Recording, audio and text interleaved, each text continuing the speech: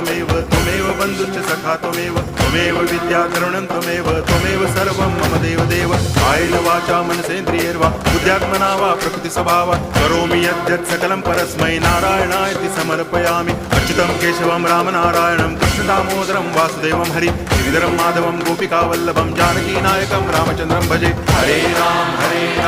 Ram Ram Hare Hare Hare Krishna Hare